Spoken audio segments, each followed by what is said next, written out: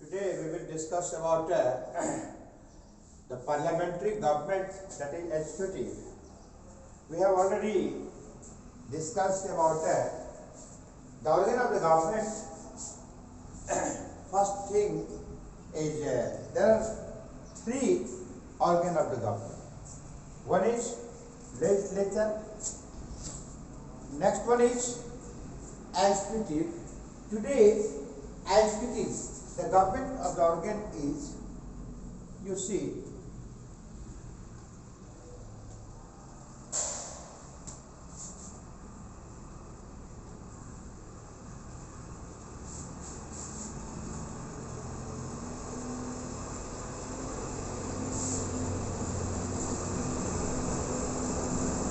legislature,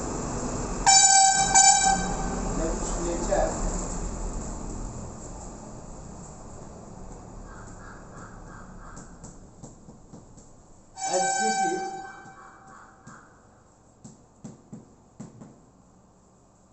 judiciary. तो आज हम लोग ये एग्जीक्यूटिव पर, लेजिस्लेचर को हम लोग जान चुके हैं, चर्चा भी हो चुकी है। लेजिस्लेचर को हम लोग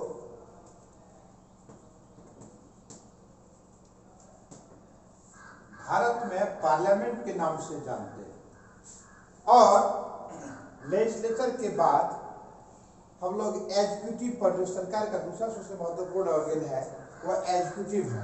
एग्जीक्यूटिव क्या है? तो ये लेजिस्लेचर के द्वारा, यानी पार्लियामेंट के द्वारा जो नियम बनाए जाते हैं, उन नियमों को लागू करने का कार्य किसके द्वारा होता है? तो एग्जीक्यूटिव के द्वारा है। all those laws which made by legislature, that is in India parliament, this organ, executive organ, is implement it, यानी जो नियम विधायिका के द्वारा बनाए जाते हैं, देश के लिए जो नियम विधायिका के द्वारा बनाए जाते हैं, उन नियमों को कार्यपालिका, हम लोग इसको कहते हैं कार्यपालिका,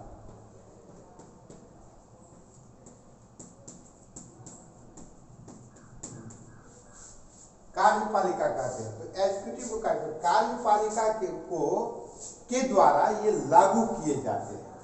तो कार्यपालिका ऐसी इकाई है, सरकार का ऐसा अंग है जिसके द्वारा जो नियम बनाए जाते हैं, जो विधायिका के द्वारा नियम बनाए जाते हैं, जो लेजिस्लेचर के द्वारा नियम बनाए जाते हैं, उन नियमों को लागू करने का कार्य कार्यपालिका का होता है। अब प्रश्न उठता है कि कार्यपालिका क्या है? ऑलरेडी क्लियर हो गया है कि विधायिका के द्वारा जो नियम बनाए जाते हैं उसे कार्यपालिका में के द्वारा लागू किए जाते हैं। अब है कार्यपालिका क्या है? तो कार्यपालिका जो नियम बनाने का, नियम लागू करने का कार्य करता है। कार्यपालिका को दो भाग में बांट के हम लोग चर्चा करते हैं। एक जो है नॉन परमानेंट बॉडी या ऑर्गन कह सकते हैं, नॉन परमानेंट ऑर्गन, ठीक है, नॉन परमानेंट ऑर्गन। एक होता है परमानेंट ऑर्गन। तो यहां भारतवर्ष में नॉन परमानेंट ऑर्गन जो होता है वो सामान्यतया आम पब्लिक के द्वारा, देश के नागरिकों के द्वारा इसका चुनाव के माध्यम से होता है, जबकि परमानेंट ऑर्गन जो होता है वो अस्थायी होता है, वो सिविल सर्विसेज से उनकी नियुक्ति होती है के माध्यम से।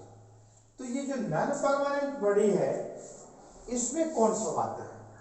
होता है कभी कभी बच्चों में इस प्रकार का भाव होता है, सरकार, एग्जीक्यूटिव मतलब होता है क्या? सरकार नहीं, वह तो सरकार का एक अंग है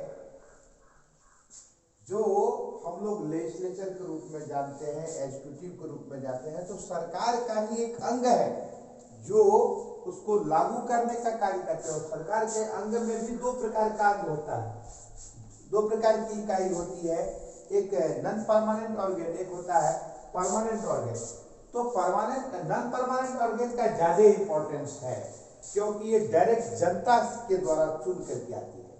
तो इसमें कौन आते हैं, मैं यहाँ पर ऊपर में लिख चुका हूँ कि द यूनियन एग्जीक्यूटिव, ये जब संपूर्ण भारतवर्ष के स्तर पर की मैं बात करता हूँ, तो जब स्टेट लेवल पर बात करूंगा तो स्टेट की बात होगी। तो यहाँ पर क्या है, द यूनियन एग्जीक्यूटिव के अंतर्गत, यानी कि मिलकर किसको मिलाकर होता है, तो प्रेसिडेंट, वाइस प्रेसिडेंट, ठीक है ना, president, vice president, the prime minister and his council of ministers. और क्या है, तो ये सिविल सर्विसेज की जो अंतर्गत आते हैं, जो हमने परमानेंट ऑर्गेन की बात करेंगे जब हम, तब बताएंगे उस पर उसका कैसे उनकी नियुक्ति होती है।